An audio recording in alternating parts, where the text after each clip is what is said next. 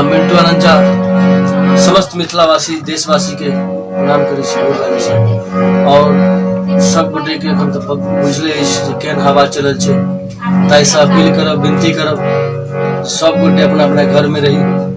और खास उद्देश्य से आयल छी जे एकटा बड़ा सुंदर रचना माधव भाई जी के छनि जे देलथि हमरा, और कोशिश करै छी जे हम नीक से नीक गाबी।